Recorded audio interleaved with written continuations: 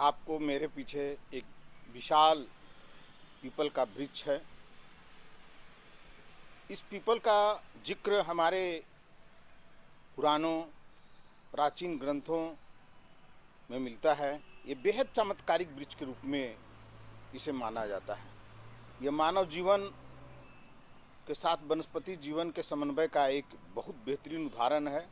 आज इसी पीपल की छांव के तले हम कुछ बातें करेंगे और जानेंगे।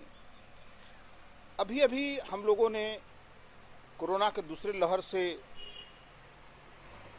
मुक्ति पाई है। अब यह इसका असर बेहद कम हो गया है। पहला चरण और दूसरे चरण में एक बेहद अंतर रहा। जहां पहले चरण में लोगों ने इस पर बेहद कम विश्वास किया, इसको प्रोपगंडा माना, किसी ने राजनीतिक षड्यंत्र माना, किसी ने चाइना का षड्यंत्र माना, अनेक तरह की बातें हुई और लोगों में यह जेहन में पूरी तरह से शहरी क्षेत्र छोड़ के कहीं उतर नहीं पाया। लेकिन दूसरे चरण में इसका रूप और स्वरूप बेहद भयंकर हो गया और यह शहरी क्षेत्रों के साथ साथ ग्रामीण क्षेत्रों तक गया। दूसरे चरण के शुरू होने के पहले जो हम लोग यह कह रहे थे कि कोरोना से काफ़ी आर्थिक क्षति पहुंच रही है, गरीब लोगों को रोजगार जा रहे हैं, मजदूरों का पलायन हो रहा है, लॉकडाउन के कारण दुकानदार आम जीवन प्रभावित हो रही है। और इसे हम चुनाव से भी जोड़कर, बंगाल चुनाव से भी जोड़कर देखें और सारे राजनीतिक दलों को कोसे कि अगर कोरोना है तो फिर चुनाव क्यों हो रहा है। लेकिन अप्रैल मध्य में इसका प्रचंड रूप हमें देखने को मिला और देखते देखते यह एक भयानक साबित होने लगा। इसमें हमें जो पहले चरण और दूसरे चरण में जो खास अंतर दिखाई दिया वो थी, जहां पहले चरण में लोगों का ऑक्सीजन लेवल कम नहीं हो रहा था, ऐसी कोई बहुत कम शिकायतें प्राप्त हुई थी। और दूसरे चरण में ये एक शिकायत आई कि हमारा ऑक्सीजन लेवल घट रहा है, हमारे शरीर में हमारे फेफड़े बढ़िया से काम नहीं कर रहे हैं। जो ऑक्सीजन लेवल को 95 से 97 होना चाहिए था वो 80, 70, 60, 50 के नीचे हुए और ज़्यादातर मौतें ये मान ली गई है कि ज़्यादातर मौतें ऑक्सीजन लेवल कम होने से फेफड़ों के काम बंद कर देने के कारण हुआ। तो आज दो बातें हो गई, पहला पीपल का छांव, दूसरा कोरोना का में ऑक्सीजन का कम होना। यह एक बेहद, दोनों में क्या आखिर तालमेल है, दोनों में क्या संबंध है, इसी पर हम बात करेंगे और हम कैसे तीसरे लहर के पहले इस चीज़ को समझें कि यह एक बेहद खतरनाक समीकरण हमारे पर्यावरण में उपलब्ध हो गया है। जैसा कि आप जानते हैं कि मानसून का पूरे देश में आगमन हो गया है, बारिश हो रही है, खेतीबाड़ी करने वाले लोग जो हैं सो धीरे धीरे अपने खेतों पर ध्यान देने लगे हैं। पेड़ पौधों के शौकीन लोग पेड़ पौधे लगाने लगे हैं। तो इस अवसर का हम लाभ उठाएं।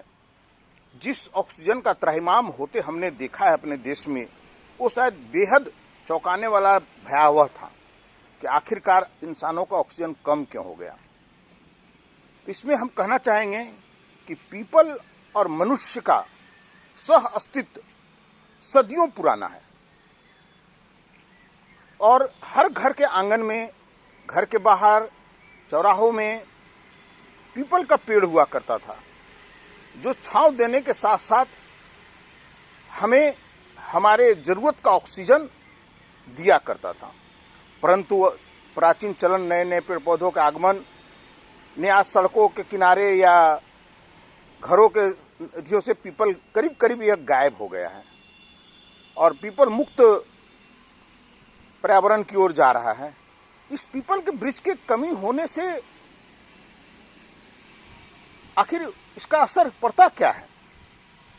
तो सरासर है कि पीपल एक ऐसा पेड़ है जो दिन और रात दोनों समय ऑक्सीजन छोड़ने का काम करती है। ज़्यादातर पेड़ पौधे जो हैं सो दिन में ऑक्सीजन छोड़ते हैं, लेकिन रात को वो कार्बन डाइऑक्साइड छोड़ते हैं। इससे जो है सो मतलब पीपल एक बेहद महत्वपूर्ण हो जाता था। ये हमारे संगी साथी के रूप में हुआ करता था। हम इसके गुणकारी प्रभाव से आज भी नहीं भूले हैं। इसी के कारण इसकी स्थिति हमारे समाज में देवता की है। हम पीपल की पूजा करते हैं और हम लोग इसकी आराधना करते हैं, लेकिन गायब होते पीपल ने